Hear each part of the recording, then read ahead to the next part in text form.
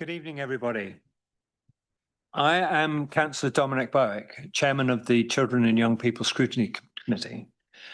Members of the committee present this evening are Councillors Martin Colston, Billy Drummond, Louise Sturgis, Clive Taylor and Richard Somner.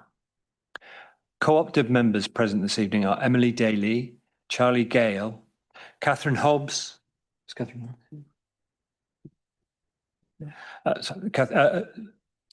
Natasha Rowe and Tony Wilson. Councillor Heather Codling is in attendance as the Executive Portfolio Holder for Children and Family Services. Council officers present to advise and support the meeting are Anne-Marie Dodds, Executive Director, Children's Services, Ashley Milam, Service Director, Education and SEND, James Stewart, Principal Advisor, School Effectiveness, and Dave Raitt, Service Lead, Youth Justice, Family Hubs and Partnerships. Gordon Oliver is the clerk for the meeting and Thomas Radbourne is the Zoom host. I would also like to welcome Dame Kate Dethridge and Leah Fernandez from the Department of Education, who have been invited to speak to the School Standards Report. Tonight's meeting is being live streamed on YouTube, so members of the public are able to follow proceedings. If we hear the fire alarm, we must leave the building immediately via the emergency exits. The assembly point is the Dolphin car park. If the lockdown alarm sounds, we will await instructions from officers and we will adjourn the meeting until such time as it is safe to proceed. Do members have any questions about the way in which this meeting will be conducted before we proceed? No, Chairman. Thank you. Do we have any apologies, Mr. Oliver? Yes, Chairman, we've received apologies from Councillor Martha Vickers and Councillor Martin Colston substituting, from Councillor Owen Jeffrey, Councillor Alan McCrow, and from Councillor Paul Dick, and Councillor Richard Sumner is substituting for him. Thank you. Members should have the minutes before them, and I'd like to ask if you're happy to accept the minutes of the meeting on the 4th of December as a true and accurate record of the meeting. I'd like a proposer for that motion. Councillor Taylor, thank you. And a seconder? Councillor Drummond. Members, will you vote whether you're happy to accept the minutes of the meeting? Yeah. Thank you.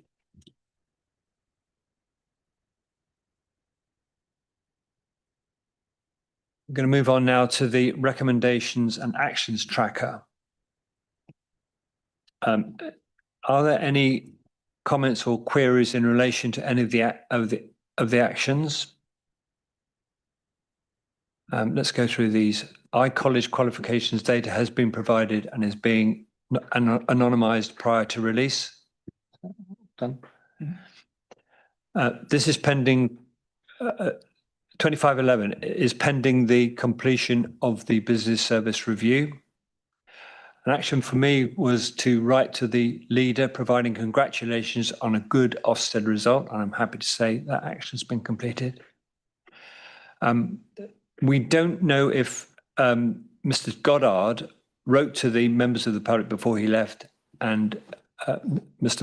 Milam, are you prepared to pick that action up for us? Thank you. Now to declarations of interest. Do any members have any declarations relating to items on this agenda? Councillor Taylor? Yes, I believe this would be, I'm a school governor at the Calcutta schools. Thank you. I'm a trustee at St Bart's School. Thank you, Councillor. Anybody else? Thank you. Sorry, Chair. I'm a member of the Summit Multi-Academy Trust. Thank you, Mr. Wilson.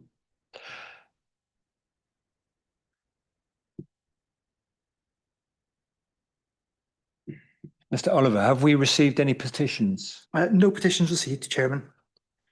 Thank you. So let's move on to item 6, which is on the education outcomes. The way we're going to proceed here is that I'm going to invite Councillor Codling to present the report. And after that, then we'll invite comments from Dame Kate before we go into questioning. Councillor Codling. Thank you very much. Yes, this report outlines the education outcomes across all our children, all our schools, and also focuses in on our children most in need. And it's not the best report. We are not achieving as well as we might do. But we have recognised this, and we are working towards improvement. This is a situation we've inherited. If you look at the data across the last 10 years, it's not changed hugely. And we inherited this when we came into power 3 years ago. So a year ago, we looked at these figures and actually made it part of our strategy. And it was our #1 focus that we would do something about improving the outcome of children, particularly around Key Stage 2. And at that point, we had already set our budget. We were unable to change an awful lot. We're in, obviously, exceptional financial support from government. At that time, we weren't able to put extra funding in. This year in the budget, we have ring-fence money towards school improvement, and that is where we're going to be focusing. And I think it upsets me that our children are not achieving what they should do at Key Stage 2. Our good level of development is already improving, and I know that our secondary schools do really well and bring the children's education right up, but it's at that Key Stage 2 level we're going to be really focusing on. The report sets this out. It sets out also comparisons with other authorities in the South East region, but it also gives you comparisons with our statistical neighbours, and we seem to be much more in line with those than perhaps the rest of the South East. So it's worth having a look at the differences on those. I think I'd probably at that point hand over to Dame Kate and see her questions, and if there's anything else I can add at then. Thank you, Councillor. Before I ask you to speak to us, Dame Kate, I need to propose that we suspend standing orders to allow you to speak to us, and I'd like somebody to second that proposal, please. Councillor Somner. And everybody in agreement? Thank you. Please do. Thank you very much.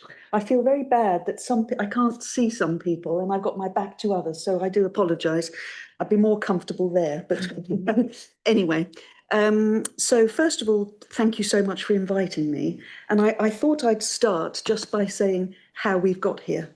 I think that might be helpful. So obviously, so Leah and myself, Leah sort of looks after, if you like, West Berkshire on our behalf. I've got 19 local authorities in the South East that I look after. And obviously, one of our priorities is to look at data and look at performance of all schools in a local authority. We're not tonight talking about academies in your local authority because academies have a different responsible body. The local authority is the responsible body for schools that aren't academised. So that's why we're having that conversation about those schools in particular. Performance about academies I have separately with their responsible bodies. So we've particularly looked at, and Heather, you're absolutely right, at Key Stage 4, things are looking better, but at a number of different measures. So for a good level of development, I'll come back to that in a moment, so good level of development at the end of the reception year, the phonics results and Key Stage 2 results. So I look at the Key Stage 2 results combined, and I also look at them separately for reading, writing and maths.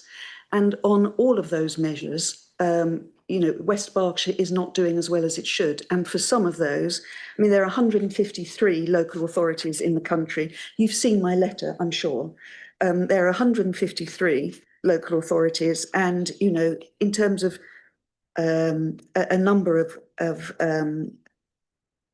data points, you are somewhere near the bottom, or, you know, 90th centile sometimes. So, you know, it is a real concern to us, particularly, of course, for two reasons. One is because you would, you know, typically might not expect that in West Berks, but also when you look at disadvantaged children, and that would be typically children in receipt of free school meals, their outcomes are extremely poor, worryingly poor.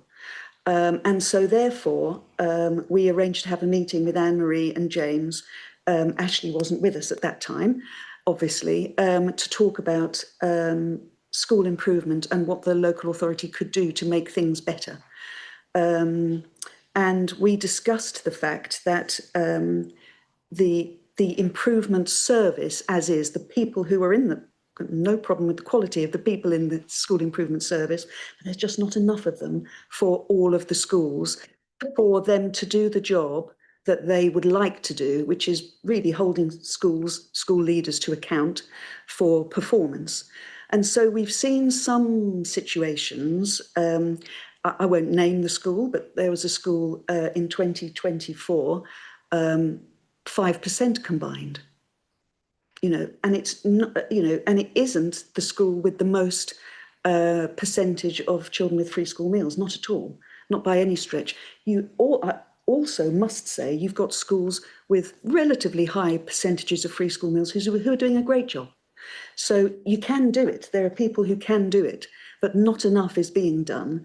And there is something, I think, about the ability of the team. And as I say, that I have great confidence in their abilities and skills, but, you know, currently I think there are 2 of them and there are 50-something schools.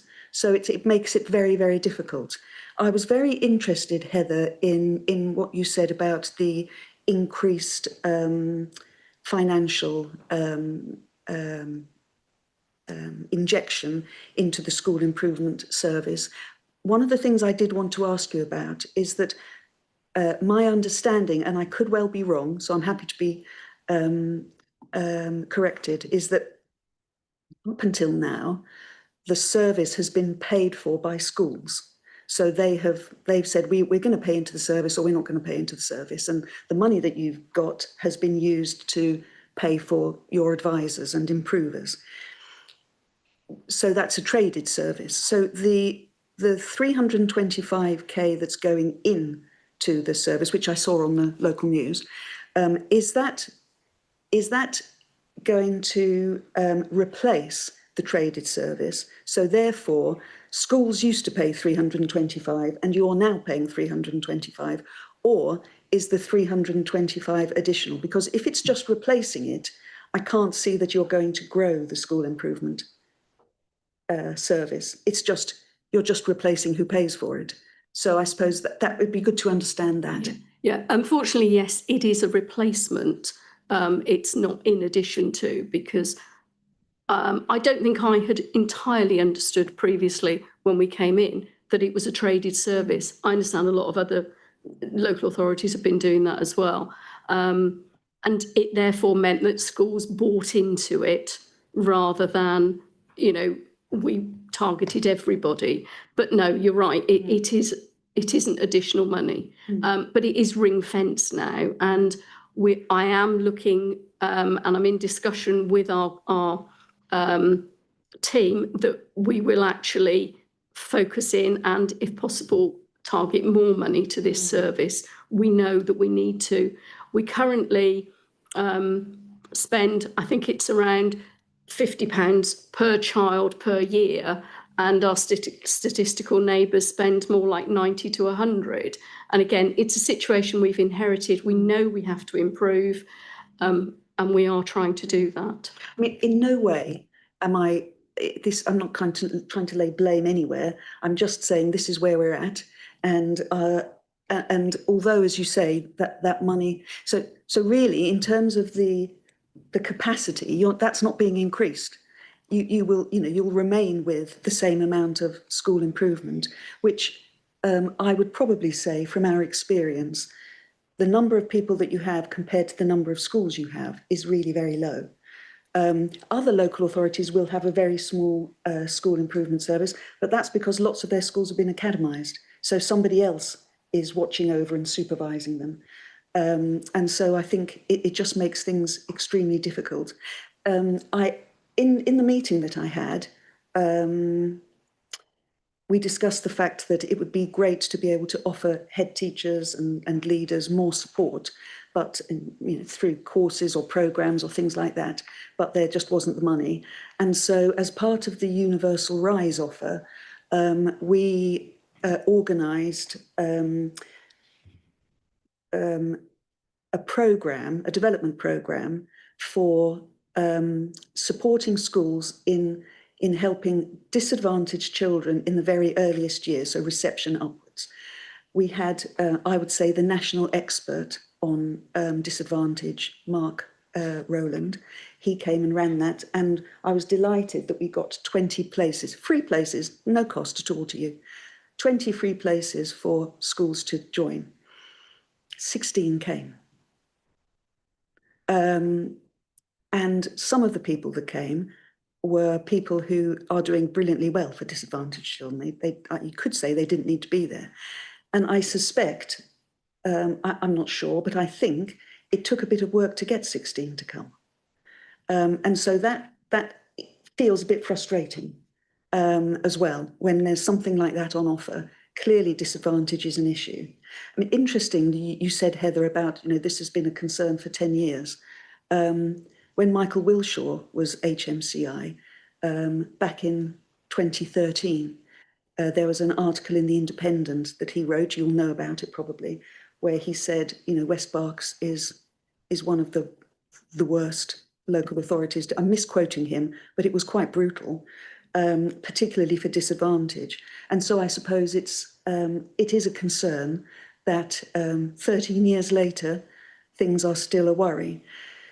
In terms of a good level of development for disadvantaged children, so good level of development is measured at the end of their children's first year, reception year. For disadvantaged children, the outcomes are below the national average. Overall, the outcomes are better than the national average. So you might say, I'm not saying it, but the hypothesis might be that children come in better than national average, and after 7 years of primary experience, they leave typically below national average. Now, of course, you're not measuring necessarily the same children. However, I think it's quite interesting that, broadly speaking, they come in and at the end of year R are assessed to be at least at national average, but that trajectory doesn't last. Things do not improve by the end of year 1, and then do not improve by the end of year 6. So that's how I got here. Those are the concerns, I suppose. What else would I say to you?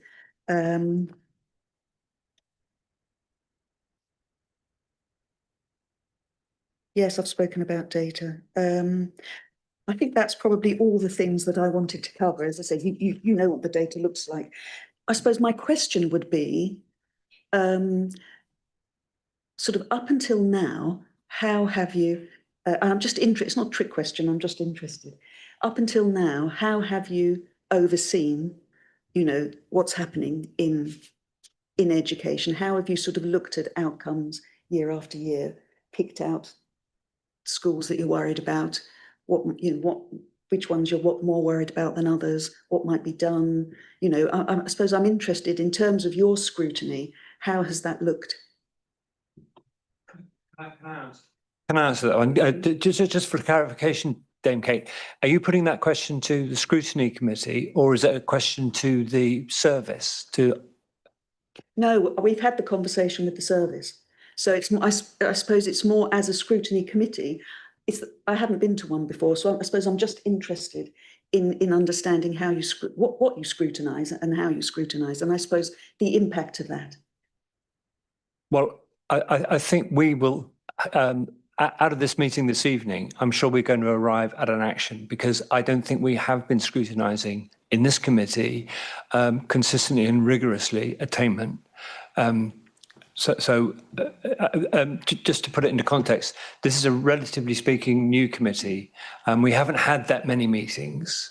And we develop a work programme that informs the agendas of subsequent meetings. And following this evening, I can guarantee that scrutiny of actual data will be in that work programme. I mean, what I would really, again, want to reiterate is this is not a criticism of the people who are trying to do the school improvement. They're good people and they're good at their jobs. It isn't that at all. It's that there are too many schools that they need to be worrying about. And in the end, I suppose the other thing is, of course, you've got a number of schools sitting on old Ofsteds from the old framework, new frameworks coming along. If attainment and indeed attendance, and that's a conversation for another day perhaps, but if attainment and attendance are not as good as they should be, that's going to leave a school vulnerable in terms of Ofsted. Now, I was thinking about whether I should mention that tonight. I should mention it. I'm not suggesting that anything you do should be about getting through an Ofsted. It isn't that. It's about the children who have their one chance, isn't it? That's the point.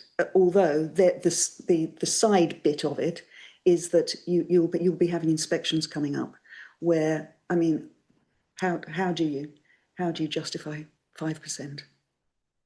You can't, can you, really?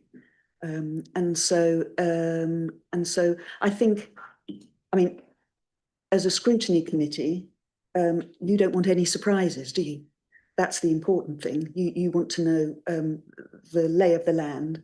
And so I suppose the reason I mention Ofsted is because obviously if you haven't got much resource and somebody is about to have an Ofsted, or you think it might be coming, some of your resource is going to go there, and quite right. But it means that you end up probably doing more firefighting than you should, when as a school improvement service, you want to get ahead of that. And you want to be able to do all the sort of, you want to have the time and the resource to be able to do the things that need to be done around, accountability, developing leaders, developing teachers, quality of teaching, being able to look at data really much more, all those things that actually when there's 2 people doing it in 50-something schools, you just can't do it. Plus, of course, those people aren't just worried about school improvement. They've got SEND, they've got, safeguarding, they've got all sorts of other things. It's not as if they're spending Monday to Friday only thinking about school improvement, because they've got other responsibilities. Thank you. Thank you for Dame Kate. And I'd like to ask members if they have any questions for Dame Kate. Councillor Drummond. Thank you, Chairman. Can you tell me, does West Berkshire have the full support of the DFE South East Regions Group when challenging schools and academies on outcomes? If the question, I think, Billy, the question is, are we equally challenging to our academy friends? Is that what you're asking? Yeah. Yes, absolutely we are. So we, as I say, our job is to talk to responsible bodies. So for maintained schools, the local authority is the responsible body, but we also will have conversations just like this with our trusts. We also say to our local authority colleagues, when we have regular meetings with them, if you think there's something going on in academies that shouldn't be, tell us and we'll deal with it. And we do. So we do have equally robust conversations with them. And can I just ask a final question? This might be a bit cheeky, but is there any finances for West Berkshire? No additional. And that's just off the top of my head. What there is the universal offer. So there is so that is, as I said, it did feel a bit frustrating that we fixed things for 20 people to be able to attend a programme with the person who does disadvantage. And I mean, I might be wrong. Your colleagues from the school improvement team might disagree, but I think it took a little bit of phone calling and nudging to even get 16 people to come. And so that for there to be 4 empty places, for something that was free was a bit disappointing. Thank you. Mr. Wilson.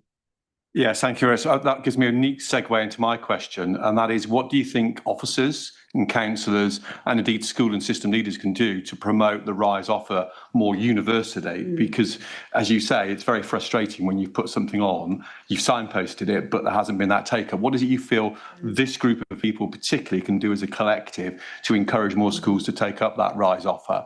And a sort of an addendum to that, very helpfully, both in the report and indeed your letter, you point to some exemplar, dare I say, islands of best practice. Yes, absolutely. Again, what is it you feel that officers can do particularly to showcase that so that other schools and trusts can learn from those? I know, for example, there's a member of local authority staff who's a RISE advisor, and there's a head teacher who's a RISE advisor within West Berkshire. So I'm just wondering what it is you feel that officers can do to encourage schools to really tap into that localised support as well as the RISE Universal. And I'm glad you said that again, Tony, because that is one of the messages that I would want to say. There is good practice in West Berks. Everything isn't challenging. There is some really good practice. So, for instance, you've got one of the RISE advisors, her school, primary school in West Berks, is going to be running one of our reception networks. We're only having 5 in the southeast, and they've got 1. And so I think it's about, I think it'll be for the officers to be speaking to the pockets of good practice and finding out what they might offer. I'll leave it at that. I think it'll be really important for officers to consider what could be done so that we don't have a situation of only 16 people coming for 20 places. So that the reception network, for instance, will be offering all sorts of support development for any school that wants to come.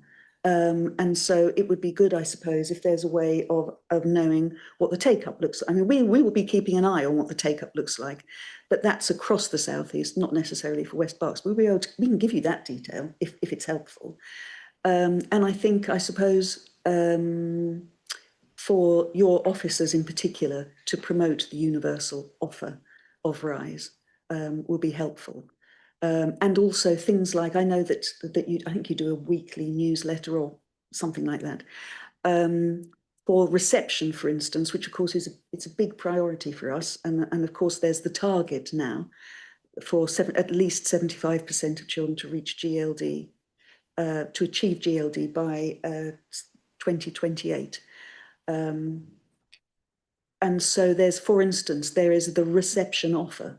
So all you have to do is Google the reception offer and it comes up, and there's all sorts of things, free programs. There's a early language program. I don't know what the take-up is like in West Berks, but it would be interesting perhaps for you to understand what the take-up is of some of these programs, and I'm sure your officers will be able to help you with that.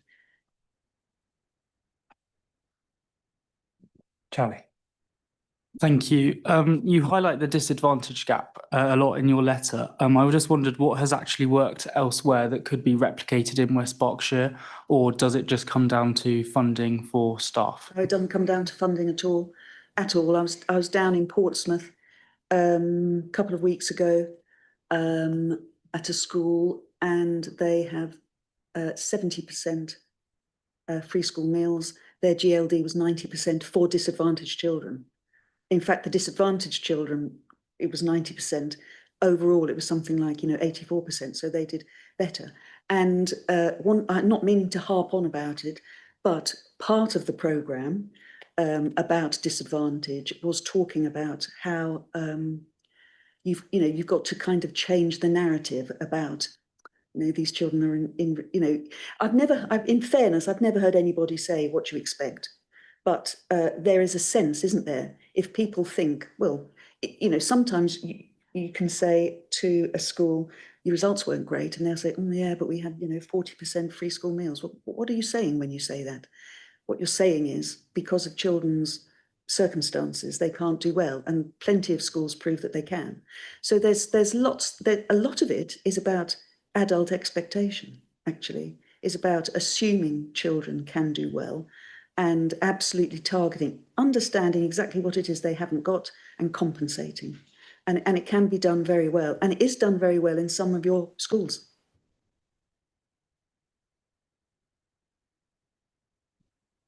Councillor Taylor.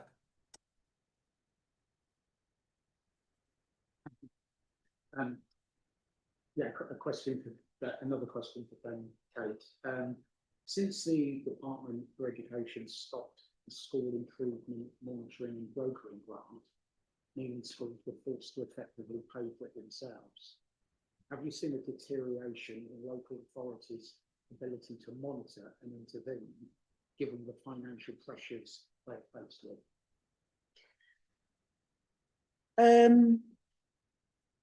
So I think, what would I say about that? I think,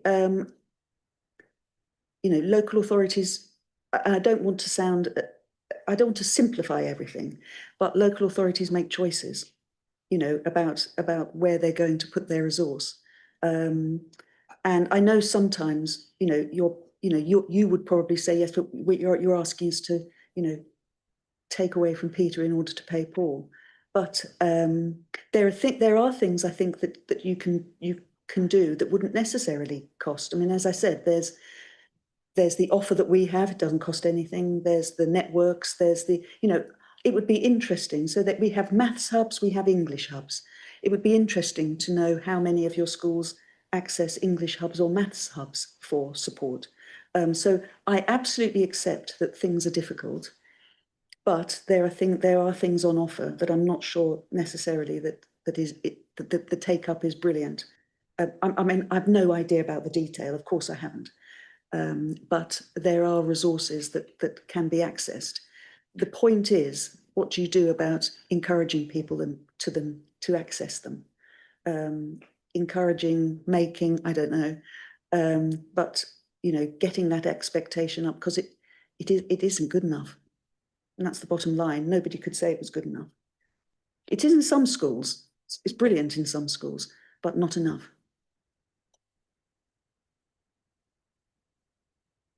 Any further questions for Dame Kate? Yes, Stacey. As a parent governor, I hear a lot about school-to-school support in governing meetings.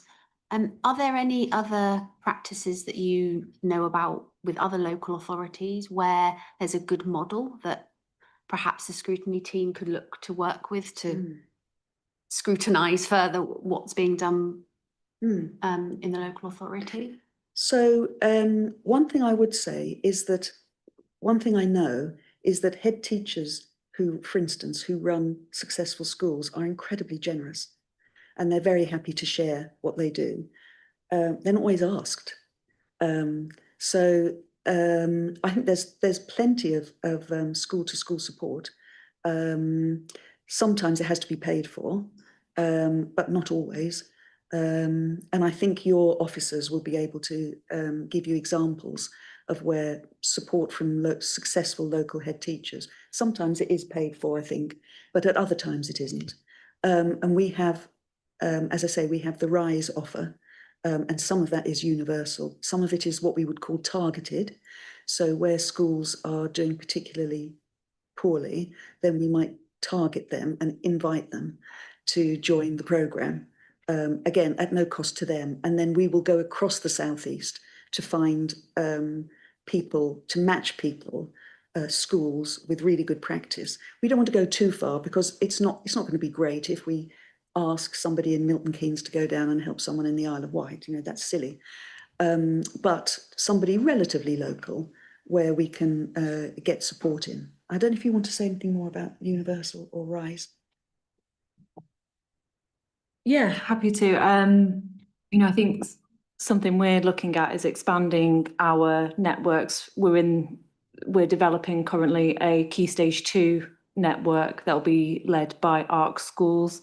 So there will be support that can be accessed through that. We're also looking at developing a Key Stage 3 network, which will work with both secondaries and primary to really support around that transition piece for children moving into secondary school. So there's a lot of work which is in the early stages, but which are really good opportunities for West Berkshire to get involved in, now and shape what that work will look like. I mean, in terms of one of the questions that was asked was about how might we scrutinise. I mean, it is partly performance data, but also it might be things like, so for GLD, we have schools data. So schools can look at their data for the last few years and compare it to other schools. They can see which parts of a good level of development their children didn't get before. So so for instance, if typically underperformance might be in writing, in self-regulation, in number.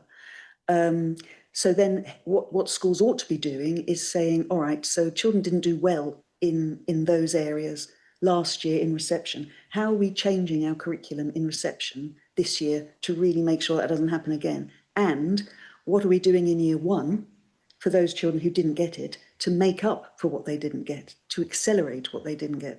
Don't just give them the curriculum that you think year one children ought to have. You need to give them the curriculum that they, help them learn the things they didn't and fill those gaps. I mean, phonics, I think 50% of the schools are below national average. It shouldn't be like that. And it's interesting. If there was more capacity, I'm sure your officers would want to do things like, perhaps they already do, so forgive me if they do, it's no good looking at phonics results at the end of year one, because what's happening at the end of reception?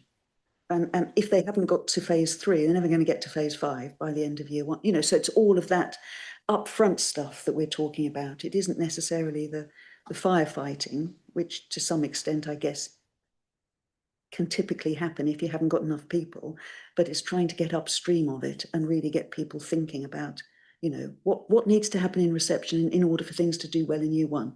What needs to happen in year one in order for children to do well in year 3 or 5 or indeed year 6? We had, so in terms of scrutiny, it's what I was going to say is looking at data. So it'd be interesting to look at data like we did, again, a free session. It was online for anybody who wanted it, from some excellent practitioners about typically children find these areas of SATs difficult. And so we'll do a bit of a teach-in. And that's what they did. It'd be interesting to know what the primary schools take up. I know that it was promoted by your team, but it'd be interesting, for instance, to know the take up of that. The GLD data, it'd be interesting to know how many schools have looked at their data from our system. We can tell, we know which schools have and haven't, but it might be interesting for you to know. Can we give them that information? I'm sure we can. We'll ask, yes. So it'd be interesting to know how many schools have looked at their data or not. Because if they haven't, why on earth haven't they? Because it's so interesting. Same with the attendance information. Are your schools looking at their attendance information and comparing themselves to similar schools and finding out which of the 5 schools that are like ours that do really well, and therefore who do we need to pick the phone up to? So it's that sort of thing. Thank you, Dame Kate. I have a question first of all, I just want to speak in general to the paper that we're looking at the moment. And I think it's clear that we see strong ambitions framed in that paper.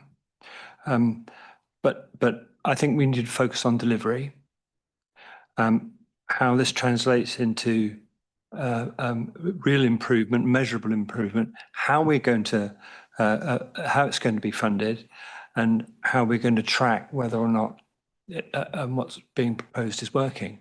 And it's a bit disappointing to hear from Councillor Codling that no new money is going to be spent on school improvement, in spite of the very bullish public statement you made at the beginning of the week, where you were talking about a fresh start and significant steps being taken to improve. It feels, to be blunt, a bit like smoke and mirrors. You said there is no new money. That is really disappointing. When is the new money going to arrive?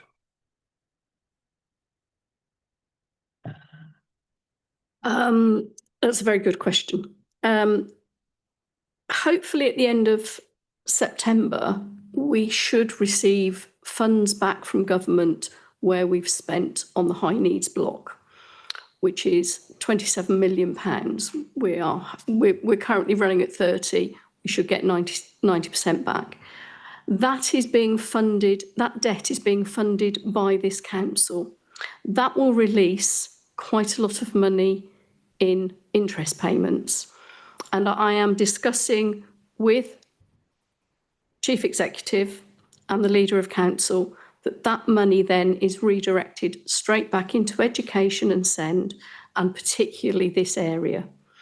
I can't guarantee that at the moment until we have work to do to get that money back from government. And once we do, that money will then be ring-fenced. So it's not ring-fenced yet, but it might be ring-fenced yet on the 7th of April, I think it was. And when you signed this paper off, shortly after that, you put out a public statement saying that £325,000 has been invested in school improvement. What did you mean by that? Well, it's money that's come out of our budget that we weren't putting in before. So it is, though it's matching what was coming from the schools, it is coming from our budget, which we weren't putting in previously. And as you know, we are in exceptional financial situation and we are, doing what we can, but the plan is to put more money in going forward. I can't turn it around in a very short space of time.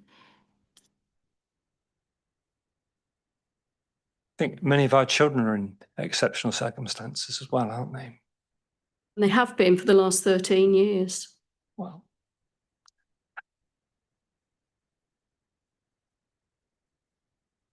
I'll try and move on from that.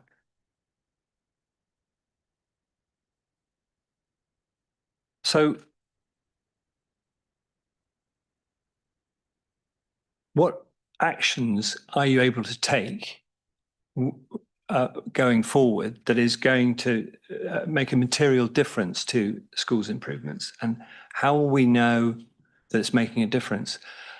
Dame Kate spoke about the importance of monitoring data, and we should be doing that here at Scrutiny, but we're not in the job as officers, and the executive are not in this body. So could I just ask, I think Mr. Milam's going to tell us about how attainment levels are monitored right now. There is a lot of data. Sorry, Ashley, did you want to take that one? Yeah, thank you, Chairman. So we recognise there's work to be done to improve disadvantaged outcomes, and we are wanting to now, with that kind of money, we can set the agenda with those school visits that we have, so that there's some proactivity and focus and galvanised effort to put our attention absolutely on disadvantaged outcomes. And how we get to a point of improvement. So 5.8 in the report, you'll see a set of intentions which we're about to start putting our heads together on to get into motion in schools. Some of which is around a codification of what we mean by a kind of school improvement visit, making sure and building on the good work my colleague James has already established with our schools, making sure that some rigour in the visits that we have, and fundamentally that needs to be then linked to the outcomes data that we hold, as well as a plethora of other data that we are wanting to get further eyes on. Non-statutory intervention is important for us to understand. So where we have legitimate concerns around the performance of a school, what can we do before the point of issuing a warning notice and then potentially then constituting an IEB? Clearly, to do that is a resource that's required to do so. So we need to think carefully, and are doing so, about what we do before we get to that stage. School improvement is kind of founded in making sure that we have strong governance in our maintained schools.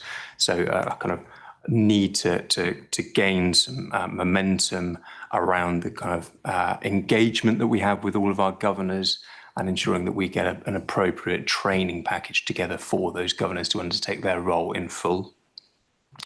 A link clearly then to head teacher performance management and making sure that outcomes are baked into what we're expecting of our leaders. Some of the good thinking, and we are really grateful to Dame Kate and her colleague Leah this evening, and some of the helpful suggestions there around how we might want to convene our leaders and again galvanise not just the colleagues in the service but our sector together. And I think having what we set out here is a kind of belonging and thriving strategy or something to that effect, and wanting to bring around those kind of key head teachers and key governors in the system that are doing this good work at the moment, alongside governors and those system leaders, potentially those mentioned by Dame Kate, such as Mark Rowlands, I've worked within Essex on disadvantaged, and Leah, perhaps even if you were available to join such a sort of board. Again, that kind of galvanisation of system leaders in one place to put some focus and expertise to pursue this notion of us wanting equity across all of the children's outcomes. And then some more concrete things, Chairman. So an audit at the moment around how pupil premium grant is being used in our schools. And so making sure that internally with colleagues here in the council, we are doing that kind of breaking down of silos, so that our kind of internal audit function is helping us to understand that money that's delegated down to schools is being spent where it should be on disadvantaged children and young people. Thank you. And how will we know that this programme is delivering? Thank you, Chairman. So, data is crucial here, and some good work has happened by my colleague James here. We are monitoring it very closely. There are conversations being had, but some of the codification, as I mentioned, in that kind of core offer of what we do with school improvement will centre on what the data is for each school. Is it improving? Isn't it? And that then will kick into play those things such as non-statutory intervention. So it's a local level with each school that will be baked into what we will be considering a core offer to those schools. So the visit with the head teacher and governors, and at a slightly more system level, me and the team, and clearly Anne-Marie and I will be taking great care to make sure we're seeing improvement across each year, but also the kind of live data that schools have. So again, to talk about Dame Kate's example, so we've got information at the end of each, year in the early years. What are we doing proactively with that information to make sure we've acted before we get to the end of Key Stage 2, for example? So, a great level of attention paid to the data and the proactivity around conversations at a local level within the schools. Mr. Wilson. Thank you, Chair. Just a couple of quick questions. I'm really heartened by what you were saying there, Ashley, and I think absolutely that the notion of galvanising the system and the sector is exactly the right way forwards. And I suppose my encouragement to you is to obviously think beyond local authority maintained schools and to utilise best practice within the academised sector. And obviously, if there's anything that we can do to help and support that, we'd be more than happy to do that. And I suppose my second question really is the encouragement to look outside the boundaries of the local authority. I think you referenced Essex, Dame Kate referenced Portsmouth earlier. Again, we are happy to support any kind of support that there may need be across local authority, particularly with statistical and geographical neighbours. My question is, I'm a little concerned that obviously we're looking to do this at the same time as there is a school place sufficiency review taking place, which would seem to be somewhat oxymoronic for the direction of travel we're looking to achieve as far as galvanising the system, whilst you've got head teachers and governing bodies looking over their shoulder at whether their school's going to close. How do we manage those two processes at the same time? Thank you, Tony. I think we acknowledge that the system is challenging at the moment. There's a lot of reform, there's a lot of competing priorities. School funding is clearly a challenge at the moment. Fewer children in the system means less money in schools. So we need to manage this practically, and we're doing so in consultation with our schools.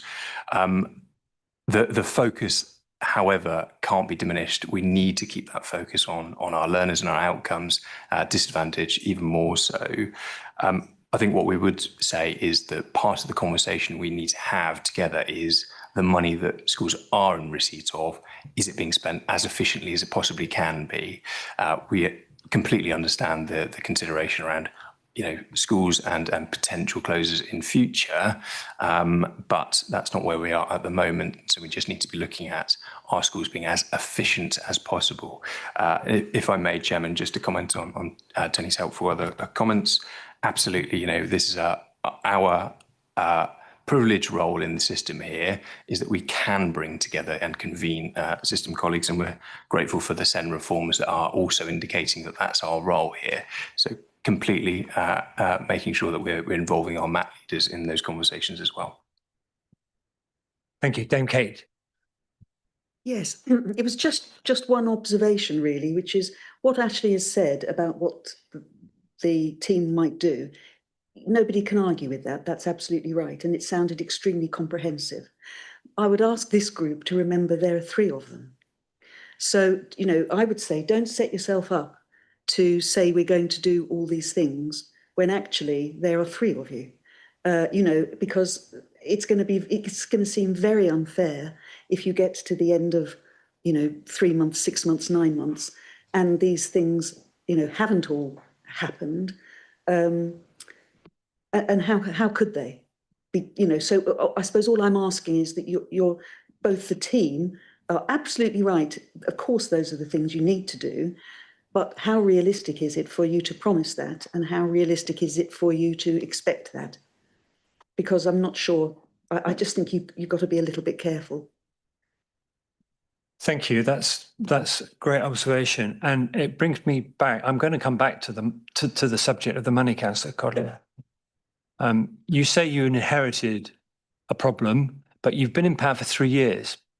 6 months' time, there may be more money, but at the moment, the 325 that's been £1,000, which has been diverted. By the time, if we look back historically, with the cost of inflation and schools bills rising, that essentially 325,000 is a real term loss. And with the challenging and ambitious plans that services had, the question I have is, how sustainable is that without more money? I understand that question. I think at this stage, I can only take it back to the executive. I can't sit here and promise on the executive's behalf extra money. It has to be a joint decision. Any more questions from members? Ms. Noel. Slightly different element to look at it from, but I was wondering if you had any statistics or had looked at all at the current effects on current pupils who aren't meeting the education goals. Key Stage 2, Key Stage 4 is obviously improving, but I would imagine there are going to be practical effects, potentially mental health effects for these students who aren't meeting where they should be. And if you have looked at all into what the effects are currently, and if you would include anywhere in your proposals support for those current students. I understand that, there's a long way to go and you'll be working towards improving so that in X amount of years, you have this many students at this percentage. But right now, we do have students who are struggling significantly. And I imagine there are real life implications of this on them beyond their education. And I was wondering if there's anything you are looking at doing or would look to do to support them right now.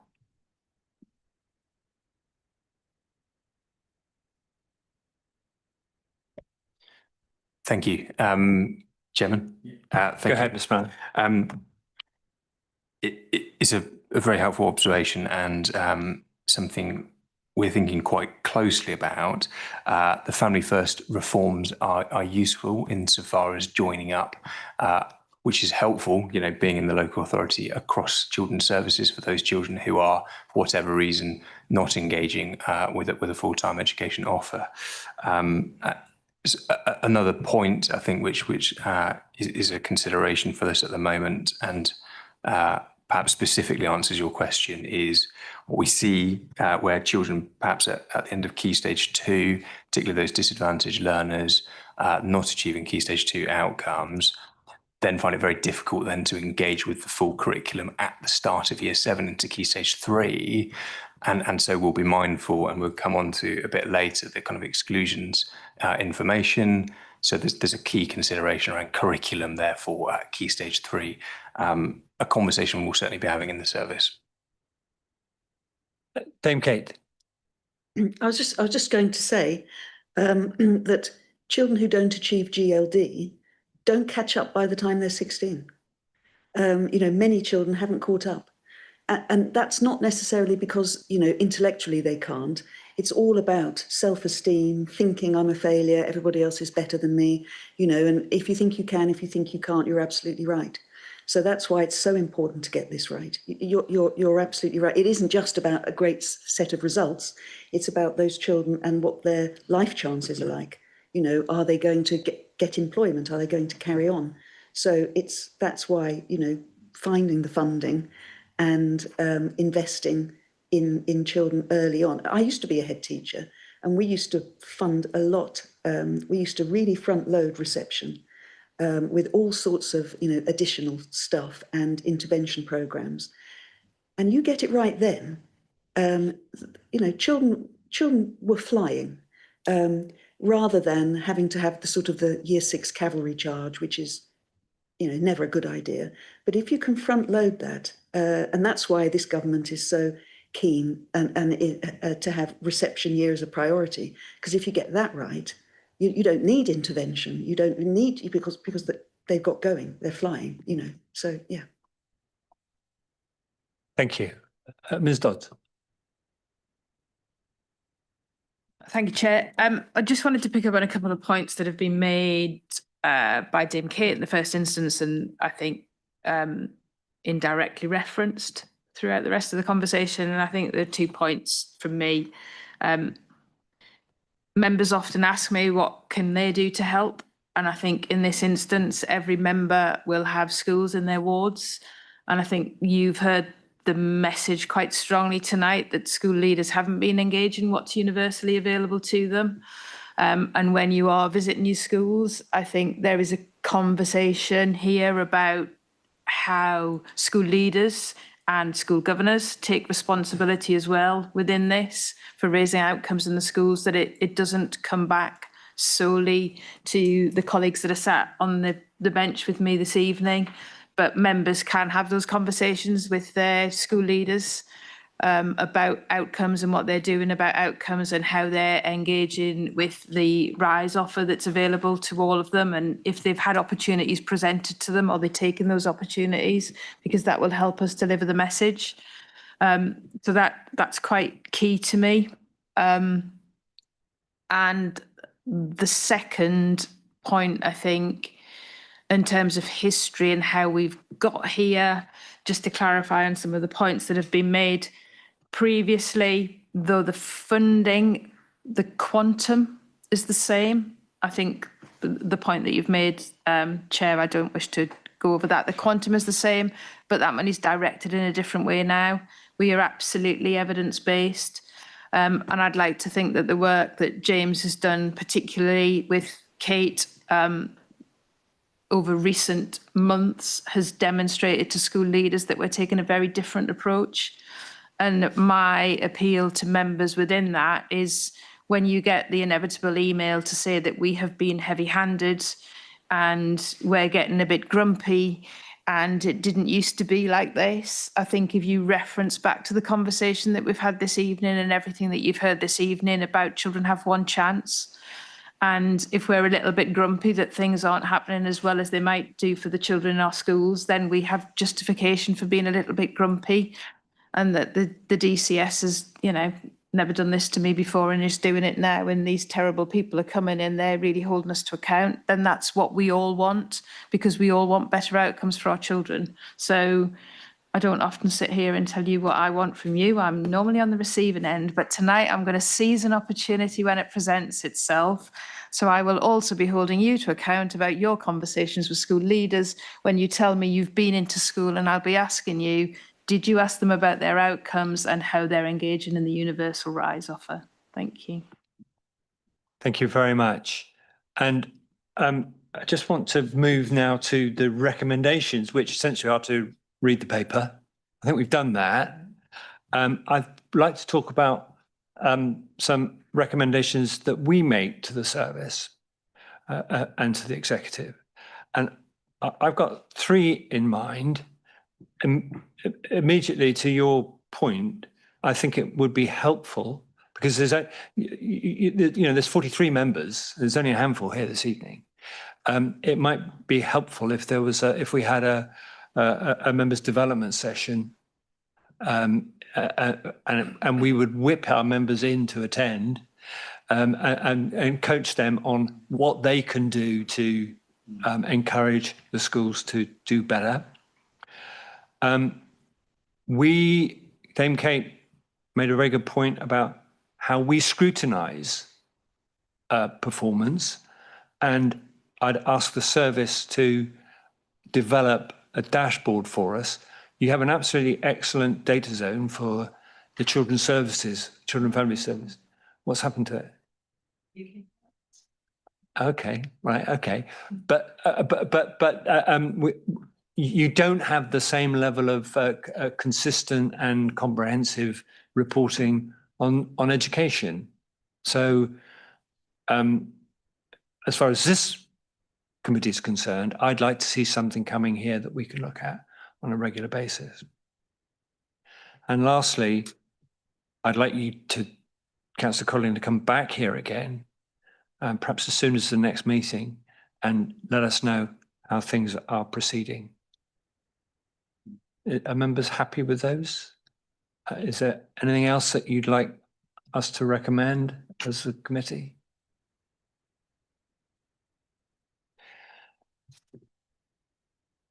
Yes, Councillor Sommer. Thank you. It does very much feel like from the conversation that's taken place, there would be benefit from absolute clarity on the funding, not pointing fingers in one way direction or the other, but for everybody that comes across this paper to understand where we were, where we're going to be, whether there was good uptake in the opt-in or whether there was not. And it feels like that would be relevant information for future conversations to set the scene, if you will. Thanks, Councillor Sommer. I think it's a great idea. And Councillor Codling, if you would agree to come back to us next time, could you mentioned earlier on that it's school improvements is spend is £50 per pupil. I think it could be lower than that. But if you could tell us next time, if you could answer Councillor Sommer's proposal next time, that'd be great. I can do that. Yeah, I'll come back. Thank you. In that case, if the rules of this body are that we can make recommendations, I've suggested some recommendations, but if anything is going to require additional funding or resources, then we need to take a vote. Mr. Oliver, do you think we need to take a vote on these? I'll take advice from officers as to whether they could deliver those recommendations with existing resources, or if that would be reallocating things that would need executive's decision. I'll take that. I'll not drop that one on Ashley at the beginning of week 3. I think this is headline. I'm happy to come back to the committee the next time, Chair, with your agreement, with a more detailed plan about how we're doing that and how we're managing that, either within existing resource or where we may need additional resource to support that. So with a more detailed, and I know Chair, we've spoken a more detailed plan about what that looks like in terms of a delivery plan for the actions that Ash and James have outlined. I'll be happy to do that. Thank you very much. In which case, next step is I will propose that we resume standing orders. We'll thank Dame Kate and Leah for coming along. It's been extremely helpful having you here. Seconder, please, for that. Councillor Drummond. And thank you. Thank you very much. And you're welcome to go or stay if you want. Good stay.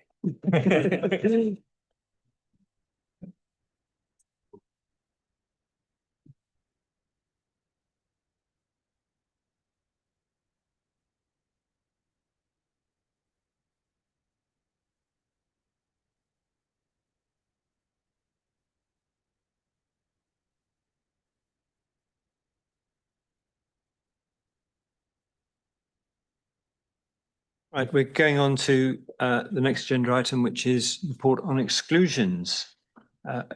Councillor Codling, you going to present this? Yes, thank you. I understand that actually this paper was brought forward at your request. This committee requested the data. Yes. I'm never happy with exclusions. I think children are better off in school regardless.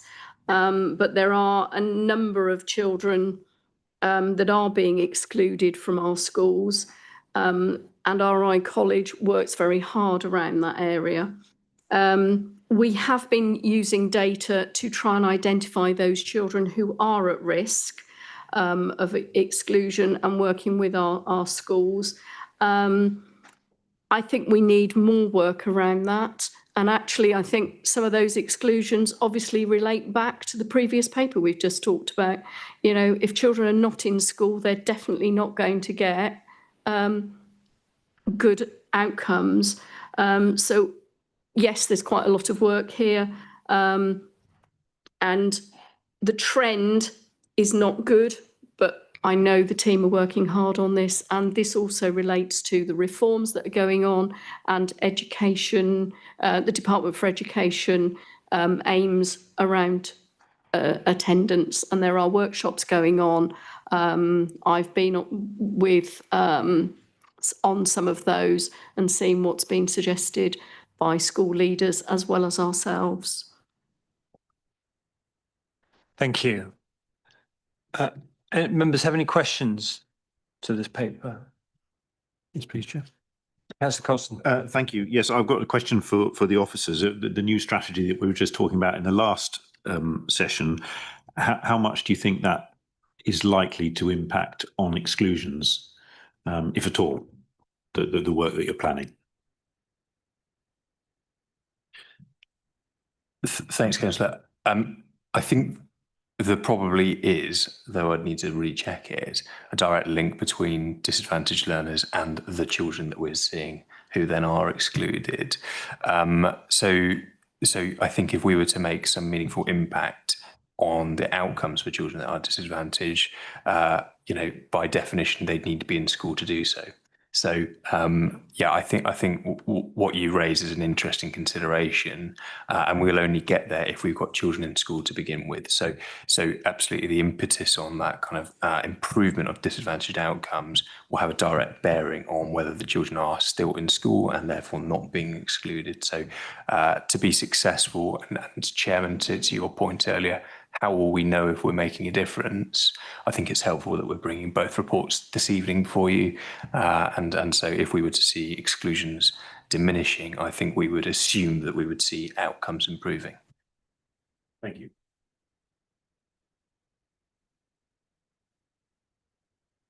Councillor Sturgis. Thank you, Chair. Yes, I'd be interested to understand what some of the key reasons for exclusions are. So I know there are specific reasons why children can be excluded. So is it violence? Is it safety risks? And linked to that, it says that you on the ERT team is providing extensive support to schools and pointing them to different agencies, which is obviously fantastic and really helpful. But I'd also be interested to know how early do you intervene, and do you think there's more that you might be able to do sooner? Thank you. Thank you for your question. Obviously, our main goal is that we don't want any pupils to be going through that experience of an exclusion, both what it does for them and their life chances going forward, but also the emotional impact that it has on them to go through that experience of being removed from their community and their friendship group. So when we look at in our primary exclusions, we're seeing a real increase in the number of physical incidents that we're seeing, both towards other pupils and also towards members of staff. So that's what it is in the primary.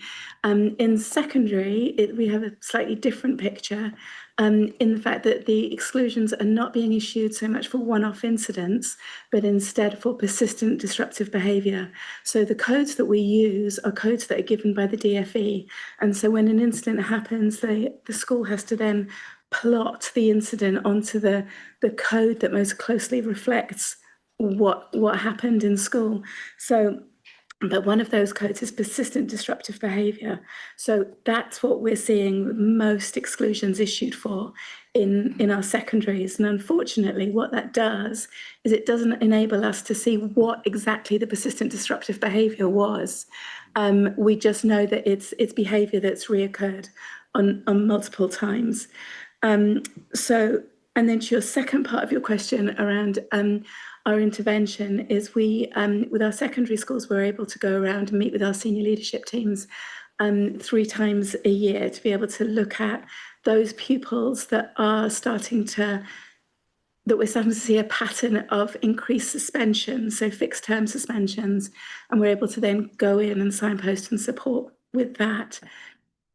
Due to capacity, we are very dependent, though, on the schools reaching out to us for support, rather than us being able to go to them. So we don't actually have those pupil, those meetings with our primaries. We don't have capacity to do that at the moment, but we do with our secondaries, so that we can get in there with really early intervention to be able to support them. Mr. Myler. Just as a follow-up, Councillor, helpfully the SEN reform is bringing up a couple of key opportunities as well. So schools will be asked to produce an inclusion plan, and at a local area, again, we will be tasked with coming up with an inclusion plan. And so it allows us to have a bit of a conversation proactively about, again, what that expectation is across all of our schools and academies, so that we're trying to achieve, again, that point of equity. We're also fortunate there's been a really effective piece of work that's taken place recently to establish something called the ordinarily available provision. So in schools, there's now a kind of benchmark expectation for, in effect, kind of meeting the Equalities Act, but how you do that with children with additional needs. But it should be there for all children. Thank you. Thank you, Mr. Wilson. Thank you, Chairman. I think very neatly sort of following on from what you said a moment ago, Ros, in terms of the secondary picture. As an erstwhile secondary head, I was always drawn to the data here. Clearly, a significant number of the schools are on an upward trajectory, but a number of them also have maintained over the course of 3 years no exclusions whatsoever. And I'm just wondering whether, as a local authority, you're brokering that school-to-school support. Clearly, I know that one cohort is never the same as another, but to have a position where, and I will name names, the Downs can maintain no exclusions over the course of 3 years, and then some fairly close statistical neighbours are in a very different position. I'm just wondering what it is they're doing right that can be shared with other schools and how you're brokering that. And my second sort of follow-up question, throughout the paper refers to the provision of iCollege and some real concerns about the capacity and indeed even the long-term viability of that. What's being done? I noticed there's a reference to a service level agreement. What's being done to make sure that that is viable but also has sufficient capacity to be able to support not just those 2 children who are excluded, but those who are at risk of exclusion? Thank you. Thank you for your question, Tony. Yeah, we hold collaborative meetings 6 times a year with all of our deputy heads from all of our secondary schools, which we have really great attendance at. And at that, we're able to share best practice. They will come with complex cases to ask what other schools would do in the same situation, so that they're able to share with each other different sorts of resources, what they use, which what referrals they've been able to do. So that's a really successful thing that we're able to do. I'll let Ashley ask about the iCollege. Thank you, Tony. And so on the iCollege, we're going through a renewal of the SLA process at the moment. You'll appreciate that any SLA for a PRU is a very complex piece of work. So we're taking time to make sure we're going to get this right. There's an element of us needing to do some co-production with our head teachers, secondary head teachers, as you mentioned, to make sure that what we're putting into that SLA as a local area is going to have some effect on, reducing exclusions. The bit that iCollege are very good at is what is termed as, from their perspective, in reach. So that stuff that they can support schools and train schools up to, they can manage that by themselves. So we're looking to ensure that is a core component of the SLA. But I think the pressure, just to acknowledge it, is because of the increase in exclusions. iCollege is feeling like they're at capacity. So this is the conversation. We need to get both into balance, and so there needs to be some of those challenging conversations in the system to make sure we've got a point of equity. Thank you, Ms. Rowe. Thank you, Chairman. I also wanted to ask about iCollege and if you had any other solutions you're considering, given this seems to be the primary solution you're looking at, but it is facing capacity constraints. And when considering other solutions, how much time you spend considering the root causes of why people are facing exclusions and why that seems to be on an upward trend, other than in the report covering statistics which look at whether students have SEN or not. You talked about kind of the reasons for why a school would, or why you would permanently exclude pupils, but I think it could go further, and there is a real root cause as to why we're seeing this upward trajectory. And I think potentially looking into why that is would help develop a more effective, more potentially viable solution in the long term. Thank you. One of the considerations at the moment is to think about inclusion basis. Again, part of the SEN reforms. It's a consideration we're looking at the moment. So there's not an over-reliance on the iCollege. But I think the fundamental point you're making is around the causation. So what is leading to children being dysregulated and therefore finding themselves in a position of being risk of exclusion. So I think it's a fair challenge and one we'll take away, which is that what are we doing to make sure we're listening to our young people? Thank you. Councillor Taylor. But just a couple of observations and probably a question. I mean, some of these schools, I'm looking at the secondary school exclusions data section, and for some of these schools I am quite familiar with. One actually in my ward, it's at the upper end of the exclusions. One thing, however, that the population of that school is particularly high, and I think if you then compare it with another school that's is significantly has a significantly lower population, it puts a different perspective on it. I think it'd be useful to see perhaps what the population of the schools is, for example, or what percentage of pupils are being excluded. I think that would be helpful. The other thing, I think you made reference earlier to exclusions from primary schools, but am I right in thinking there isn't any similar data chart in this pack, or am I not looking at the right page?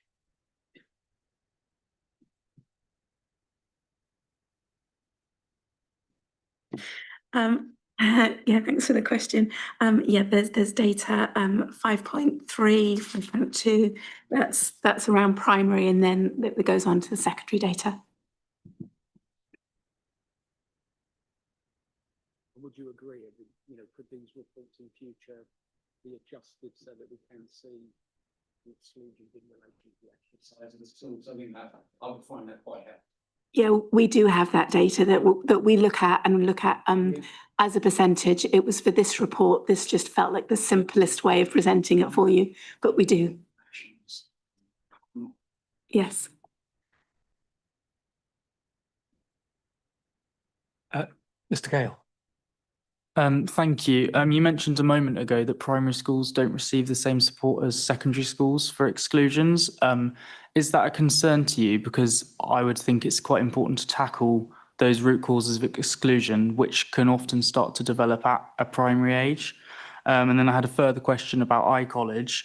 How many hours per week on average does iCollege offer to students there? Do you have that data? Thank you.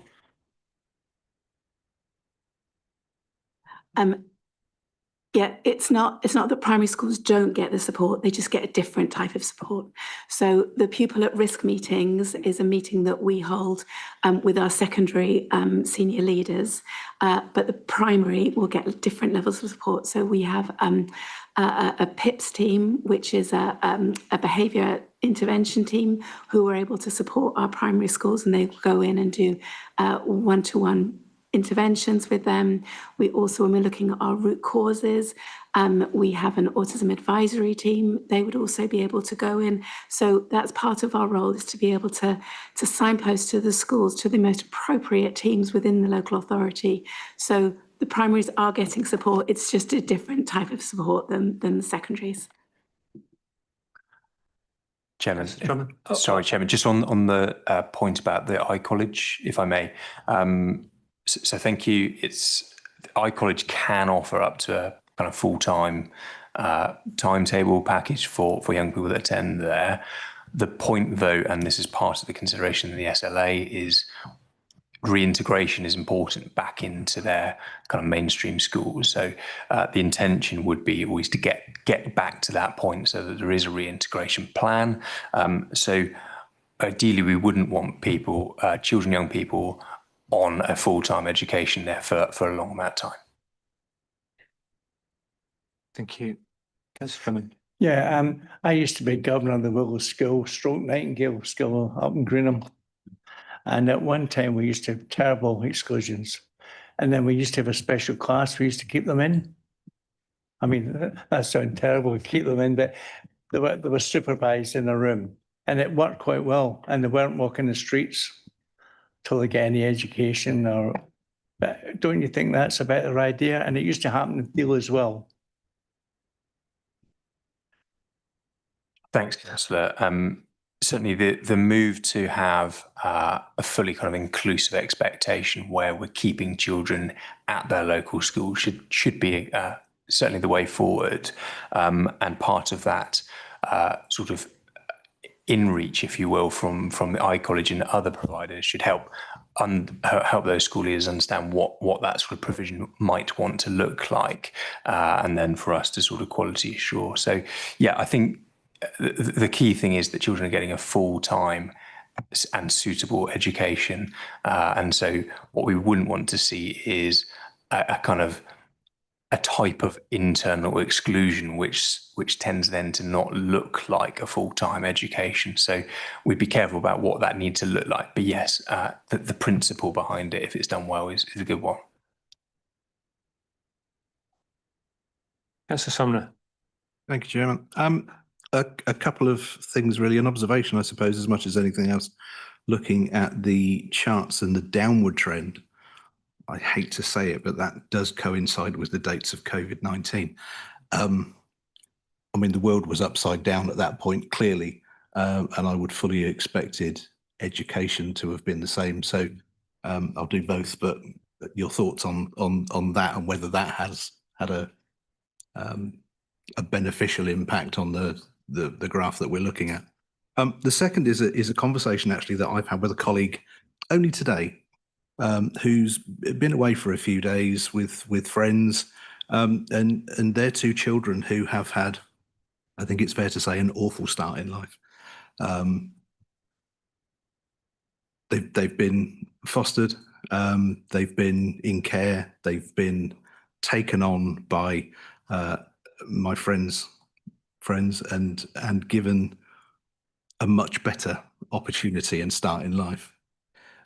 Fair to say, at sort of young teenage, the elder, especially of the two lads, is struggling still and suffering from his history and his upbringing. And one of the things that they've offered, and I don't know whether iCollege offers this, but I'm bringing it up as a topic for thought. If not, they've sort of reached a point where they know that his exam results are not going to be the shining thing that they would have liked. They have a solution which they've offered, which is to spend 3 days in school and 2 days out of school working on a farm. And actually that brings to the individual a whole different outlook, I think, on life and what their opportunities might be and what they can contribute and what it actually means to be taking that first step, if you like, out into a world where they won't have that same rule set and guidance when actually they may need it. Is that something that you're aware of? Is that something that we could offer? Because we are, I would think, in an ideal geographic location to be able to do so.